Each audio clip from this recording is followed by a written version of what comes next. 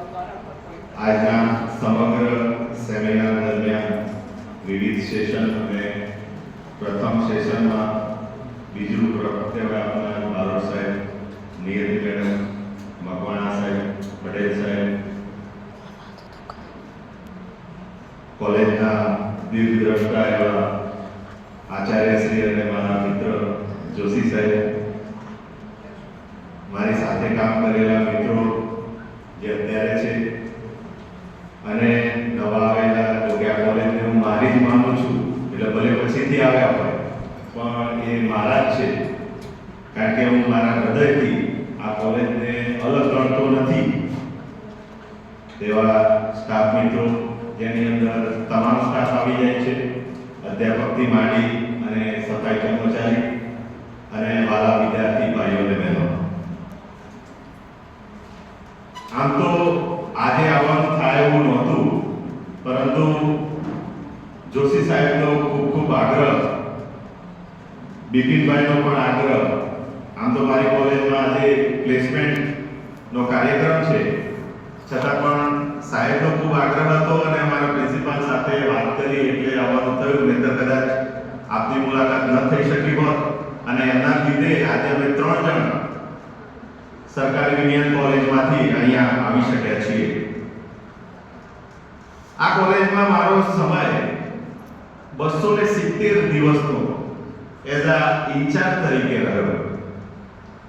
આમ તો મેં ઘણું બધું કામ કર્યું, ઇન્ચાર્જ તો બનવું હોય તો બની ગયા હોત, પણ પહેલી વખત સરકારે સામેથી બનાવ્યું ત્યારે એમ હતું કે કંઈક નવું કરીએ, એક ઉત્સાહ હતો અને એ ઉત્સાહને ચરિતાર્થ કરવામાં આ કોલેજ નિમિત્ત બની, આ ગામ નિમિત્ત બન્યું, મારો સ્ટાફ એ વખતનો નિમિત્ત બન્યો. એનો મને ખૂબ આનંદ છે અને હંમેશા હું એ યાદ કરું છું અને હજુ પણ યાદ કરું છું અને ભવિષ્યમાં પણ કરતો રહીશ.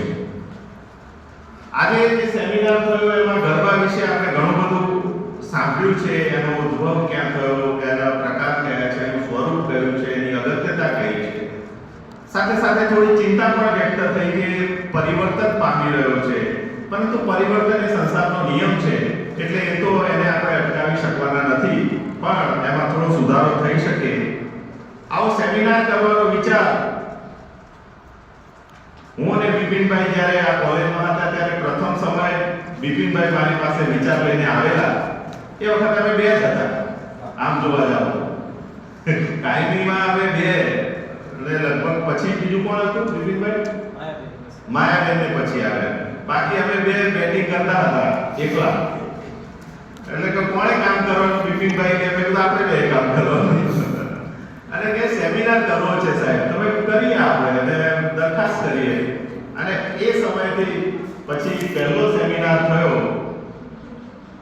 સાહેબના કાર્યકાળમાં, દરખાસ્ત એ વખતે થઈ અને પછી આ 3જો સેમિનાર છે. વચ્ચે એક વખત મારે આવવાનું ન થયું, પરંતુ 2 વખતના સેમિનારનો હું સાક્ષી રહ્યો છું. તો એ વખતથી આ પરંપરા ચાલી છે અને ભવિષ્યમાં પણ આ ચાલતી જ રહેશે એવી મને આશા છે.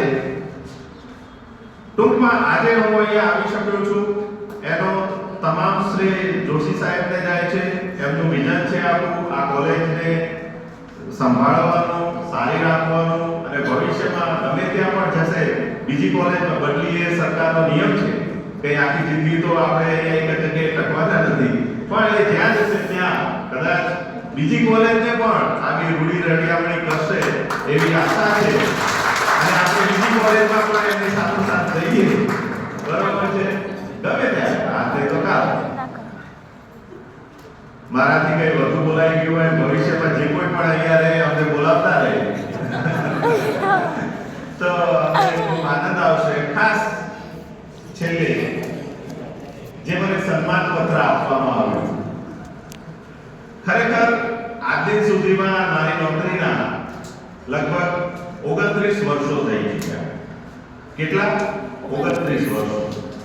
2 વખત મને આવો એક પ્રસંગ સાંભળ્યો છે કે જ્યારે હું પાલિતાણા નોકરી કરતો હતો અને એ પ્રસંગ હતો કે ત્યાં મને એક સન્માન સાંભળ્યું અને બીજું એક સન્માન અહીંયા હતું કે જ્યાં વિદ્યાર્થી દ્વારા, સ્ટાફ દ્વારા યાદ કરવામાં આવ્યો.